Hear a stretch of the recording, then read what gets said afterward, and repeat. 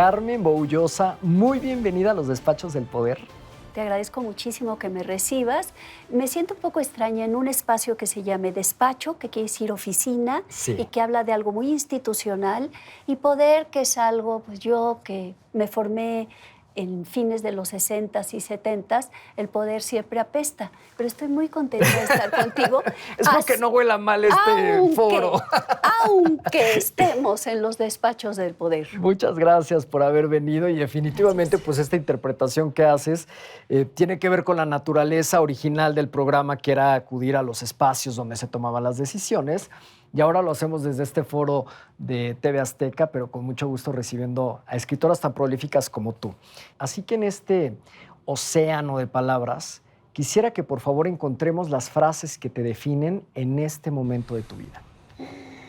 En este momento de mi vida, primero, una palabra que se llama asombro.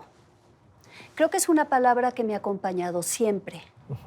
Asombro porque es muy difícil entender de qué va la cosa. La vida es algo muy complejo. Las realidades sociales son complejísimas también. Y el propio yo, la propia persona, el lugar que somos nosotros, el ser que somos nosotros, es algo inextricable. Entonces, la primera palabra que me define es asombro. Tú me pediste frase, y pensando en frase, tal vez diría, yo siempre estoy en fuga, siempre estoy huyendo. ¿De qué estoy huyendo? Pues huyendo no de las cosas difíciles, porque me gusta mucho entrarle al toro, como dice la expresión, pero sí huyendo de un monstruo mayor. Mi mamá murió a los 38 años de edad. Mi hermana más cercana y más próxima a mí murió a los 15 años de edad. Mi amiga más querida de la adolescencia murió antes de cumplir los 30. Hubo como muertes muy cercanas para mí cuando yo era muy joven que me marcaron con un instinto de fuga. Primero, pues claro, la muerte de mi mamá, la muerte de mi hermana, la muerte de Hannah, muertes como muy como que le talan a uno un pedazo, ya no diré del tronco o de las ramas, comparándose uno con un árbol, que me gusta mucho la comparación, y es un acto de pretensión absoluta, porque no hay nada más maravilloso que un árbol, y perdona mi arrogancia que me compare con un árbol, pero es como si me mocharan con esas muertas, o me hubieran morchado, partes de la raíz. Y al cortarle a uno la parte de la raíz, ¿qué es lo que quieres? Pues escapar al destino de lo que le ocurrió a esa raíz tuya, reconstituirla, y como yo en realidad no soy un árbol, sino un simple ser humano, ¿cómo huyo de ese monstruo mayor que es la muerte? Pues huyo con una fuga. Soy una especie de Houdini que escapo. Siempre escapo, y eso, escribir novelas me ha dado una manera escapatoria muy creativa, muy sólida, que también me da casa. De la fuga yo he hecho mi casa y mi raíz. Hacia allá quería llegar, porque al final del día en tu trayectoria tenemos 18 novelas publicadas y seguramente hay en tu escritorio varias que estás escribiendo a mano y próximas a publicarse, libros de poesía. Al mismo tiempo, pues has hecho obras de teatro, has escrito obras de teatro que seguramente se han montado con mucho éxito. Incluso ha habido adaptaciones en cine de tus propias novelas, particularmente una de ellas. Pero yo quiero volver a la infancia y me produce mucho interés que hables de estas muertes y no hayas mencionado a tu abuela, que de alguna manera es como de estos pilares, tengo entendido, durante los primeros años de tu vida. ¿Qué se murió cuando se murió tu abuela? Mi abuela murió muchísimo después, y mi abuela murió cuando yo ya tenía 2 hijos, y de alguna manera mi abuela es eterna y mi abuela nunca ha muerto. Yo siempre converso con ella, platico con ella, guiso con ella. Ella era una cocinera imbatible y extraordinaria, pero una sabiduría que ella no compartió de primera mano. No es que me enseñara recetas, no es que me dijera esto se hace así, sino una cosa de su vena o de su memoria y del diálogo con ella. Mi abuela, que murió a los 93 años de edad, no está muerta. Mi abuela está viva. Y es una cosa muy peculiar que estando yo... recuerdo el año siguiente de que ella hubiera muerto, pasé un año en Berlín de escritora residente, como ahora está Ortuño, y estando yo en Berlín muchas veces y quise marcar el teléfono para hablar con ella. Todavía yo no entendía que mi abuela no ha muerto para mí, que ella siempre me acompaña. Pienso en el territorio de los muertos, que son los que nos van a recibir cuando nos vayamos de esta vida, de esta tierra, y pienso en mis muertos, que son mi hermana y mamá, Hanna, algunas otras amigas, amigos muy queridos, Alejandro ahora, el papá de mis hijos, todos estos muertos que tengo que me esperan allá. Pero ¿con quién voy a cruzar hacia allá? Pues del brazo de mi abuela, porque ella siempre ha estado conmigo. Entonces, ella siempre fue para mí una presencia vital. Se comió una generación, porque pues era la generación de la abuela, pero fue alguien con quien aprendí muchos de los grandes placeres de la vida. La conversación, a comer bien, el amor, el afecto, muchas cosas.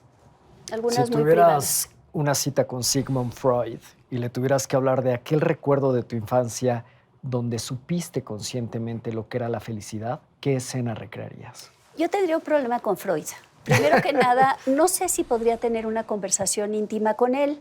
Tendría que tener con él un debate y le diría, ay, Segismundo, estabas completamente mal. Toda tu historia de la envidia del pene está equivocada, mano. La verdadera, lo que es la rueda del mundo, es la envidia del clítoris. Exacto. Estás completamente mal. Y entonces posiblemente Segismundo, viendo que yo era una mujer, rompería toda posibilidad de diálogo conmigo. Yo no me sentaría nunca en su sofá. Él tendría que haberse sentado en el mío para empezar a hablar. Claro. Y posiblemente se hubiera sentado él en mi sofá, creyendo que en realidad era una silla para sentarse a comer muy bien. Y posiblemente después del primer platillo, es que yo le zorrajaría su verdad. Pero intimidad con él, no. Los diarios en los que escribían que te regalaron, que tenían una llavecita y que tú abrías y a los 10, 11 años es donde, pues digamos, de alguna manera incursionaste en contar historias.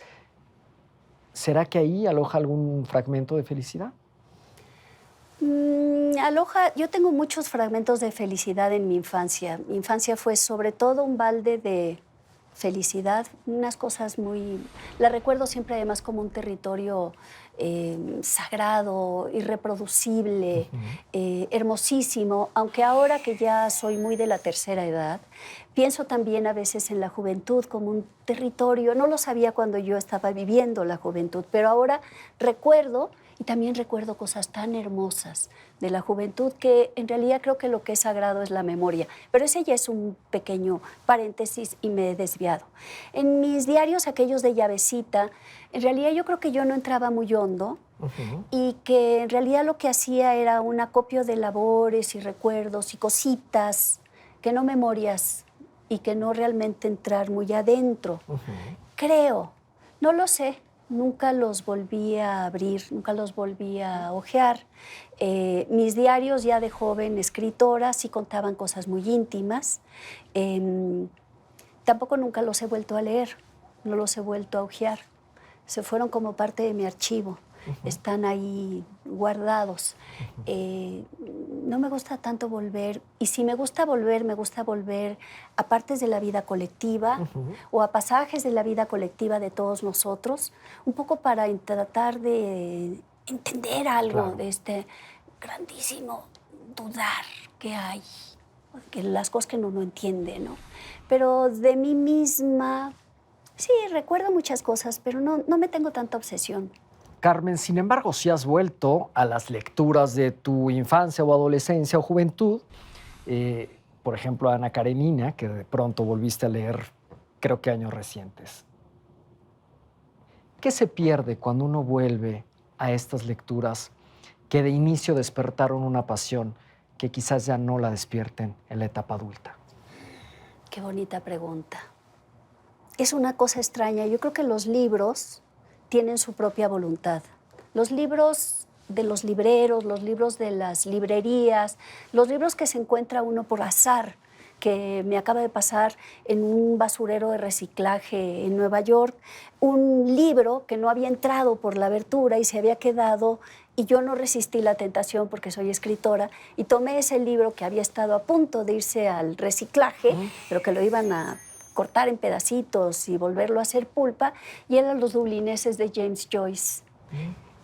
La primera edición en Penguin, en inglés evidentemente, tenía el nombre del primer dueño, con su fecha, una cosa muy conmovedora. Pero cómo los libros tienen imán. Y me suele ocurrir, o creo que me ha ocurrido siempre, que los libros que he releído han sido libros que me han enamorado muchísimo más en la relectura que en la primera. Por ejemplo, te voy a poner un ejemplo. Amado Nervo. Amado Nervo, que mi papá decía de memoria, Amado Nervo, que de joven poeta lo mirábamos por arriba del hombro porque no era así como un poeta muy... Y que de alguna manera al participó en la educación sentimental de toda esa generación. De todos nosotros, de una manera hasta de rebote. El caso es que yo redescubriéndolo de adulta, primero por pensar en mi papá, por tratar de hacer una memoria de él leyendo, y después yo misma entrar a leer sus novelas que nunca había leído, enganchada por los poemas que he leído de una manera totalmente formidable, o en el caso que tú me preguntabas concreta de Ana Karenina. La relectura me resultó extraordinaria, claro que es una obra maestra, pero hubo algo ahí, el gancho de que Ana Karenina había escrito un libro. Cómo los libros brincan a que los vuelvas a leer. Y creo de verdad que hasta donde voy, ninguno de todos los libros que tengo en bastante desorden ordenado a mi manera en los libreros, o que me encuentro incluso, como te comentaba, en un bote de la basura, ninguno todavía me ha traicionado en la relectura. Y seguramente a los lectores no nos va a traicionar en la relectura este primer volumen, pero también existe un segundo volumen de la biblioteca Carmen Boullosa, que además ya está a la venta bajo editorial, bajo el sello de Bolsillo. Y antes de finalizar, porque ya tuvimos que haber finalizado, sin embargo, quiero preguntarte, ¿qué objeto te llevarías para el día después del juicio final, Carmen Boullosa? Me llevaría una libreta que contuviera una ranurita con un espacio para una pluma fuente a la que nunca se le acabaría la tinta. Eso me llevaría. Muchas gracias por esta conversación para los Despachos del Poder. A ti te agradezco muchísimo, Alberto. Gracias. Mil gracias.